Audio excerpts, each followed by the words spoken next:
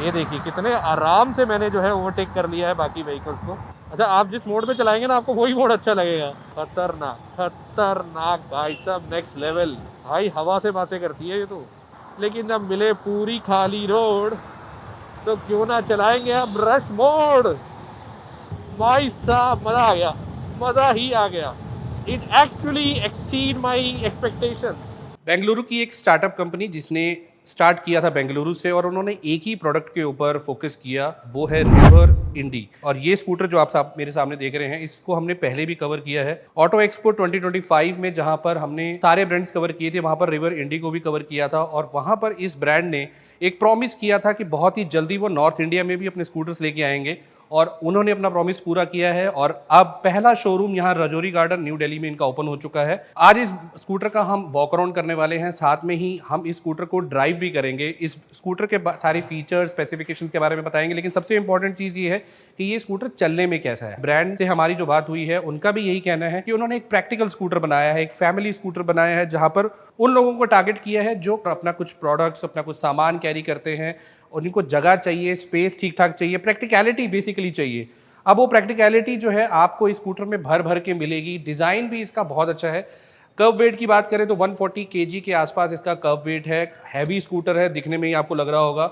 Start करते हैं सबसे आगे फ्रंट प्रोफाइल से, और फ्रंट प्रोफाइल में आपको जो है ड्यूअल एलईडी हेडलैम्प्स यहाँ पे देखने को मिलेंगे। एक इसका लो बीम है और एक हाई बीम है। अगर आप हाई बीम चलाते हैं तो दोनों जलेंगे, अगर आप लो बीम करते हैं तो सिर्फ एक ही चलेगा। 14 इंचेस के टायर्स मिलते हैं with 200 mm disc brake. Front और रियर दोनों में डिस्क ब्रेक आती है, दोनों में 200 mm आपको यहाँ पे डिस्क ब्रेक देखने को मिलती है। तो टायर सेक्शन है वो 110 मिलता है। रियर की अगर हम बात करें तो रियर में आपको टायर सेक्शन 120 स्लाइटली थोड़ा सा थिकर टायर आपको मिलते हैं। अगेन पॉइंट वही है कि ड्राइव जब करेंगे तो एक्चुअल पता लगेगा कि कितनी अच्छी ग्रिप के साथ ये टायर्स चलते हैं। 14 इंचेस के टायर जो है फर्स्ट टाइम इस सेगमेंट में दिए गए हैं। किसी भी और ईवी में आपको टायर्स जो है इतने अच्छे साइज के नहीं मिलेंगे। कॉम्बी ब्रेक सिस्टम आपको इसमें मिलता है, सीवीएस जिसको हम कहते हैं।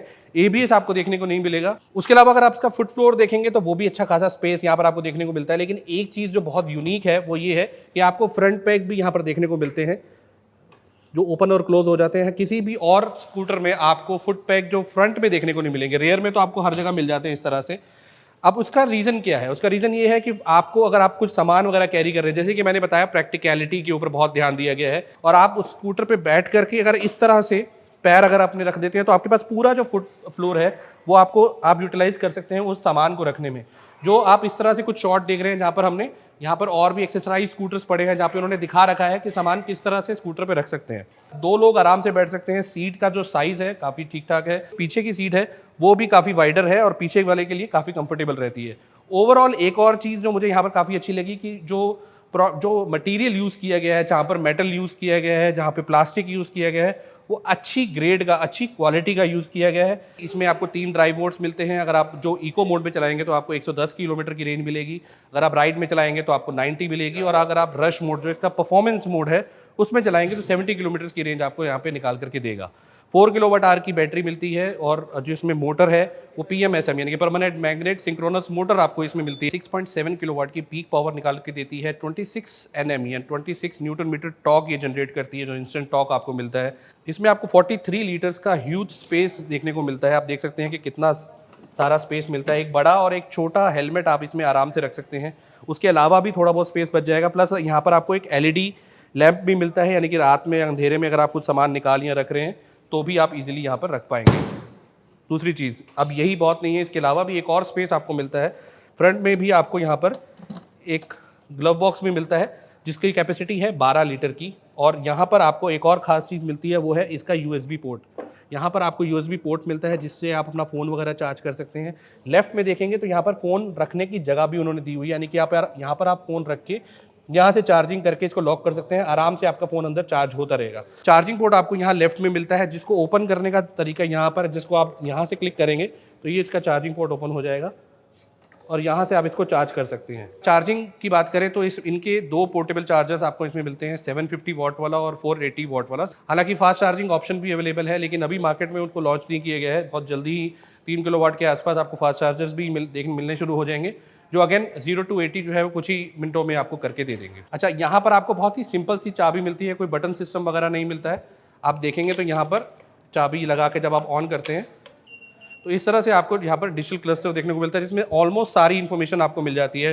ट्रिप मीटर रहता है, स्पीडोमीटर रहता है, कितनी रेंज है, कितनी परसेंट चार्ज है, उसके अलावा मोड्स वगैरह हैं, यहाँ से आप चेंज कर सकते हैं। अभी फिलहाल ये रश मोड पे है। अब यहाँ पर मोबाइल होल्डर भी आपको यहाँ से एक एक्सेसरी मिलता है। ये यहाँ पर आप अपना जो मोबाइल है उसे होल्ड कर सकते हैं, जीपीएस नेविगेशन वगैरह लगाना चाहें लगा सकते हैं। अब यहाँ पर बात करते हैं ग्राउंड क्लियरेंस की और मोटर की। आप देखेंगे तो यहाँ पे ग्राउंड क्लियरेंस आप 165 mm की मिलती है। प्लस थोड़ा सा क्लोजअप में अगर देखें तो यहाँ पर ये इसका जो है चेन ड्राइव सिस्टम है, और चेन ड्राइव सिस्टम के साथ नीचे अगर आप थोड़ा सा क्लोजअप में देखेंगे तो यहाँ पर आपको इसकी मोटर दिख जाएगी, और मोटर जो है अच्छे से पैक्ड की हुई है। और फ्लोर बेड पे ही आपको इसकी बैटरी भी देखने को मिलती है, जो कम्प्लीटली पैक्ड है पूरी तरह से। आगे से वेंटिलेशन का भी सिस्टम पूरा दिया गया है। दूसरी चीज़, ये IP67 के साथ इसकी मोटर और बैटरी आती है, यानी कि धूल मिट्टी या पानी वगैरह से पूरी तरह से बचाव हो जाता है, और कोई आपको प्रॉब्लम यहाँ पर नहीं आएगी। लेकिन ये इसका स्टैंडर्ड वेरिएंट है। इसमें कई सारी एक्सेसरीज कंपनी आपको दे रही है। जैसे कि यहाँ पर मैं आपको दिखाना चाहूँगा, यहाँ पर आपको पैनियर्स और टॉप बॉक्स इस तरह से भी आप लगा सकते हैं। ऑब्वियसली जैसे अगर मैंने आपको बताया कि आप टूरिंग पे जा रहे हैं या आपको सामान वगैरह बहुत ज़्यादा होल्ड करते हैं, तो आप देख सकते हैं कि कितना सारा सामान, ये भी एक्सेसरी का ही पार्ट है, आप यहाँ पर लगा सकते हैं। उसी लिए आपको जो है फ्रंट पैक अलग से दिया गया है, बिकॉज अगर आप सामान अंदर रखते हैं तो पैर अगर आप आराम से यहाँ बाहर भी फुट रेस्ट पे रख सकते हैं। 4 या 5 कलर में अवेलेबल है। 3 कलर्स अभी आप यहाँ पर देख रहे हैं। इसके अलावा वाइट और ब्लैक ग्रे कलर एक अलग से आता है, वो अवेलेबल है। तो ये था इसका एक छोटा सा वॉक अराउंड। आप लेके चलते हैं इसको ड्राइव पे बाहर और बताते हैं कि ये जो स्कूटर है ये चलने में कैसा है। तो सबसे पहले इग्निशन ऑन करते हैं। यहाँ लिखा आता है इंडी बिल्ड टू हसल। चार्जिंग अभी है 68%, रेंज दिखा रहा है 71 किलोमीटर की।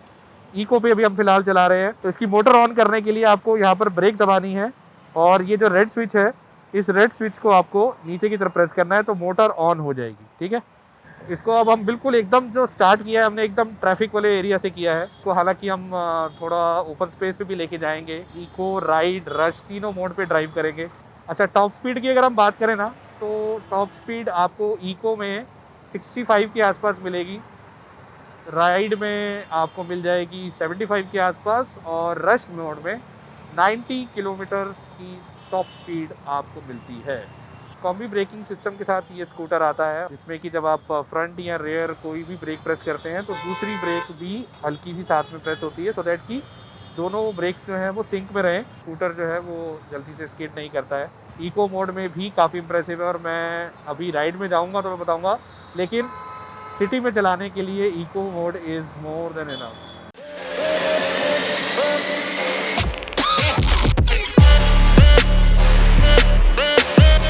जब आप traffic bumper to bumper traffic में होते हैं ना, बहुत से इलेक्ट्रिक स्कूटर्स में ना थोड़ा सा एक्सिलरेशन में दिक्कत आता है। बिकॉज क्या होता है कि हम लोग जब भी कोई ड्राइव करते हैं, चाहे वो बाइक हो चाहे वो स्कूटर हो, हम भगाते हैं, भगा कर देखते हैं, अरे वाह बहुत बढ़िया। लेकिन जब आप ट्रैफिक मोड में होते हैं ना, बिल्कुल एकदम बम्पर टू बम्पर ट्रैफिक में, एक्चुअल टेस्ट होता है किसी भी व्हीकल का। बिकॉज क्या होता है कि आपको थोड़े से एक्सिलरेशन में कितना पावर मिल रहा है, मतलब कि जो बाइक है वो कितना उठ रही है। बिकॉज कई बार क्या है कि अगर आपका जो एक्सेलरेशन है वो सिंक्रोनाइज नहीं है, गाड़ी उठेगी नहीं, और कभी एकदम से झटका मार के उठेगी। जब आप इसको आईसी इंजन जैसा फील कराती है कि आप जैसा एक्सीलरेटर आप दे रहे हैं, बिल्कुल वैसा ही आपको जो है थ्रस्ट उसमें मिल रहा है, आउटपुट उसमें मिल रहा है। और ये चीज़ों पे काम किया गया है। ये ऐसी नहीं है जो मैं चीज़ें हवा में बोल रहा हूँ, ये एक्चुअली में चीज़ों पे काम किया गया है। मैंने पूरा एक्सीलरेटर दिया हुआ है, लेकिन इसकी टॉप स्पीड जो है वो 43-44 से ऊपर नहीं जा रही है। मे भी हो सकता है कि जब हम उसको लॉन्गर रन पे इस मोड में चलाएं तो वो 50 के आसपास पहुंच जाए, विच इज़ ओके। मतलब यार वैसे भी आप देखिए ना, यहाँ पर आपको लग रहा है कि आपकी जो स्कूटर है वो 50 क्रॉस कर पाएगी जिस हिसाब से ट्रैफिक है। तो हम इसका मोड चेंज करते हैं, इसको लेके आते हैं राइड मोड पे। अरे वाह भाई वाह, राइड मोड पे आते ही परफॉर्मेंस ज़बरदस्त हो गई। अच्छा, आप जिस मोड पे चलाएंगे ना आपको वही मोड अच्छा लगेगा। पहले मैं इको मोड पे चला रहा था तो मुझे इको मोड पहले अच्छा लग रहा था, अब राइड मोड में आया तो हाई राइड मोड बढ़िया लग रहा है यार। क्या थ्रस्ट, क्या, अरे वाह भाई, एक्सेलरेटर देते ही बहुत बढ़िया। अब तो भाई इसका रश मोड ट्राई करना ही पड़ेगा। ये देखिए कितने आराम से मैंने जो है ओवरटेक कर लिया है बाकी व्हीकल्स को। और टॉप स्पीड एक बार इसकी चेक करते हैं, आगे क्या है, क्या टॉप स्पीड रहेगी। आप देख सकते हैं कि आगे शार्प एज है और बहुत ही बढ़िया मैन्यूवरिंग, मतलब मैंने उस एज में भी उसी टॉप स्पीड पे क्रॉस किया, और इसने बहुत ही बढ़िया, मतलब एक कॉन्फिडेंस आता है कि जब आप तेज़ी से मोड़ते हैं कि यार जो स्कूटर है वो आपका स्किड नहीं करेगा। चलिए वापस अब वो ट्रैफिक क्रॉस कर लिया है और हम आ गए हैं एक खुली रोड पे। बढ़िया परफॉर्मेंस यहाँ पर, सस्पेंशंस भी अच्छे हैं और राइड मोड की अगर हम बात करें तो राइड मोड पे अच्छा आपको थ्रस्ट मिलता है। आप देख सकते हैं टॉप स्पीड इस टाइम 70 जा चुकी है, 72 तकरीबन 75 के आसपास टॉप स्पीड रहती है। ब्रेक मारना पड़ेगा। सडन ब्रेकिंग यहाँ पर अप्लाई हुई, एक कॉन्फिडेंस भी आया कि हाँ ठीक है यार, जब आपको ब्रेक मारनी होगी तो धोखा नहीं देगी। बहुत ज़रूरी है यार ये सारी चीज़ें। तो स्पेशली यहाँ पर हम थोड़ा सा ओपन एरिया में लेकर के आए हैं ताकि इसका ट्रैफिक के साथ साथ एक्चुअल परफॉर्मेंस भी दिख सके। चलिए अब यहाँ पर रोड खाली है, राइड मोड से हम लेके चलते हैं इसको रश मोड पे। ओ हो, भाई साहब बहुत ज़बरदस्त भैया, मज़ा आ गया यार, बहुत बढ़िया। हालांकि 85 से ऊपर ये नहीं जा रही है, 85 86 will be the top speed, लेकिन बहुत दूर नहीं है भाई 90 से। और आप देखिए मैंने ब्रेक अप्लाई किया 85 के आसपास से और कोई डिसबैलेंस नहीं हुआ। बहुत अच्छे से स्कूटर ने ब्रेक अप्लाई किए and it's really impress me, really impress. 85 की स्पीड कम नहीं होती है, 4 व्हीलर चाहे आप चला रहे हो चाहे 2 व्हीलर चला रहे हो। खतरनाक खतरनाक भाई साहब, नेक्स्ट लेवल। भाई हवा से बातें करती है ये तो। अच्छा इको मोड में आपको तब आएगा जब आप ट्रैफिक पे चला रहे हैं। राइड मोड आप तब यूज़ कर सकते हैं जब आप सेमी ट्रैफिक में हैं, ठीक ठाक खाली रोड पे हैं कि भैया आगे ट्रैफिक मिल रहा है फिर खाली रोड मिल रही है। लेकिन जब मिले पूरी खाली रोड तो क्यों ना चलाएंगे अब रश मोड। भाई साहब मज़ा आ गया, मज़ा ही आ गया। It actually exceed my expectations. यहाँ हम आ जाते हैं वापस अपने राइड मोड पे और अब दिखाते हैं इसका थोड़ा सा ग्रिपिंग टेस्ट। जो टायर की ग्रिपिंग आप देख सकते हैं, नीचे काफ़ी ग्रेवल है, ख़राब रोड भी आगे आएगी, तो किस तरह की ग्रिपिंग जो है ये इसके टायर्स देते हैं। 40 की स्पीड पे हूँ और भैया कोई ब्रेकिंग नहीं, कोई ब्रेकिंग नहीं, किसी तरह की कोई दया नहीं इस पर। सस्पेंशन थोड़ा सा स्टिफ साइड पे है पर ठीक है यार, क्योंकि अब इस तरह के गड्ढों से अगर आप निकालेंगे और सस्पेंशंस को भी सॉफ्ट रखेंगे तो भाई फिर तो दिक्कत हो जाएगी। यहाँ पर ब्रेक अप्लाई करें, रिस्की है भाई, कर देते हैं। ओके ओके, मतलब ग्रेवल पे मैंने एकदम से डिस्क अप्लाई किया, पूरे चांसेस होते हैं कि स्किड कर जाए और लेकिन इसने अच्छा परफॉर्म किया। अब आते हैं इसके कंक्लूजन पे और आपको बताते हैं कि आपको ये स्कूटर जो है वो लेना चाहिए कि नहीं। जैसे मैंने आपको थ्रू आउट जो हमने ड्राइव किया उस पर सारी चीज़ें बताई, सस्पेंशन कैसे है, ब्रेकिंग कैसी है, एक्सेलरेशन कैसा है, डिफरेंट मोड्स भी हमने ट्राई किए और उसके अलावा हमने ये भी देखा कि जब ये आप ट्रैफिक पे चलाते हैं तो बम्पर टू बम्पर ट्रैफिक में कैसे ये परफॉर्म करता है। बिकॉज जनरली जब भी हम कोई स्कूटर कोई बाइक रिव्यू करते हैं ना, तो हम उसको हमेशा खाली रोड्स पे या भगाने की कोशिश करते हैं और ये देखते हैं कि भागने में कैसा है, परफॉर्मेंस कैसी है। लेकिन हम वहाँ पर एक चीज़ जो है मिस कर जाते हैं, वो ये कि एक्चुअल में जब सिटी ट्रैफिक में आप चला रहे हैं, बम्पर टू बम्पर ट्रैफिक में चला रहे हैं, तो वहां पे जब आप एक्सीलरेशन देते हैं उसका थ्रस्ट कैसे रहता है। जहां पर आप हल्का सा एक्सीलरेशन देते हैं तो कई बार आपको एकदम झटका मिलता है परफॉर्मेंस का, कई बार आप बहुत ज़्यादा एक्सीलरेशन दे देते हैं तो परफॉर्मेंस आती ही नहीं है। और वहाँ सबसे ज़्यादा दिक्कत होती है जब आप ट्रैफिक में चला रहे होते हो। नॉर्मल हमारे पेट्रोल वाले जो स्कूटर्स रहते हैं उसमें जब आप एक्सीलरेशन देते हैं और आपको पता होता है कि इतने नॉब में मुझे इतना आउटपुट मिलेगा ताकि मेरा स्कूटर सिर्फ इतने से इतनी जगह पर ही जा सके, वो चीज़ आपको यहाँ पर फील होगी। और ये चीज़ ना सिर्फ हवाई बात नहीं है, एक्चुअली पे कंपनी ने इस चीज़ पे काम किया है। जो हमारे को ब्रीफिंग मिली उसमें यही चीज़ बताई गई कि इस पर काम हुआ है कि एक्सेलरेशन जो है वो प्रॉपरली सिंक्रोनाइज हो, कैलिब्रेटेड हो इसकी मोटर के साथ।